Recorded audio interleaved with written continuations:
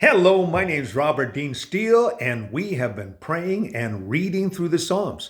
This is a Psalm of Asaph, and it's interesting as we read it, we begin to see a picture of his time, but also as well a picture of the future, especially under the Babylonians. He says, "Why have you rejected us forever, O God? Why does your anger smolder against the sheep of your pasture?" He's asking the question, Lord, you're angry with us. And he's wondering why. Remember the people you purchased of old, the tribe of your inheritance, whom you redeemed, Mount Zion, where you dwell. Lord, we are your people, the sheep of your pasture. And now you are angry with us. Turn your steps towards these everlasting ruins and all this destruction the enemy has brought upon the sanctuary. So here is the psalm writer saying, God, our, our beautiful sanctuary has been destroyed. This is obviously a time where bad things have happened. Most likely the time period of this was, as we read it, was probably during that period of captivity. He goes on to say this: your foes roared into the place where you met with us. They set up their standards as signs. They behaved like men wielding axes to cut through the thicket of the trees. They smashed all the carved paneling.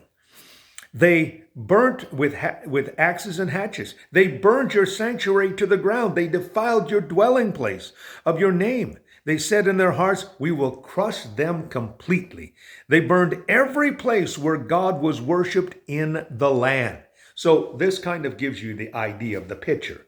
He goes on to say this: we are given no miraculous signs. There's no prophets that are left, and none of us knows how long this will be.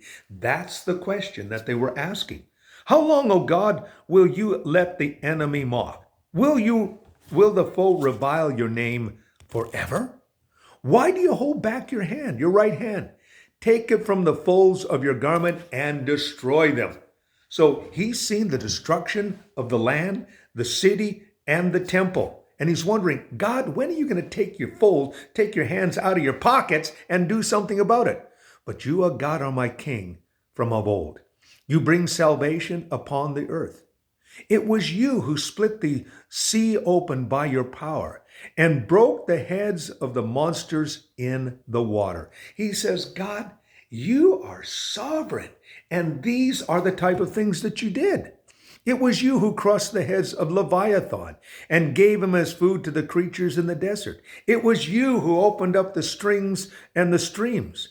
You dried up the ever-flowing rivers. The day is yours, and also is the night.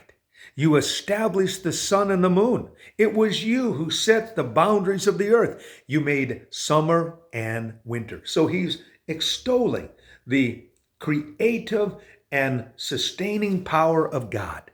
Now, Lord, remember how the enemy has mocked you, O God, how foolish people have reviled your name. Do not hand over the life of your dove to the wild beasts, and do not forget the lives of your afflicted people forever. So he's praying, Lord, we are like the dove, the apple of your eye. Lord, don't allow this to go on forever.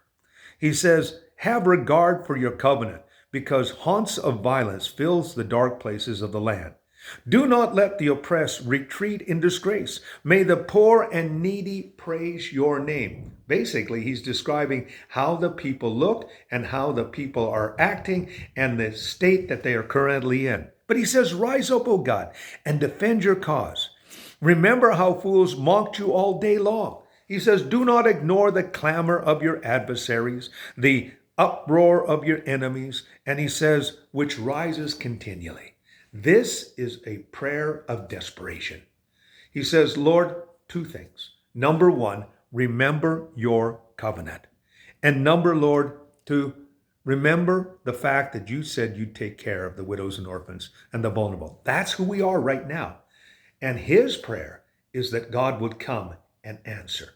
Maybe that's how you feel. Maybe this is a prayer that you need to pray today. My name is Robert Dean Steele. We've been praying through the Psalms, and that was Psalm 74.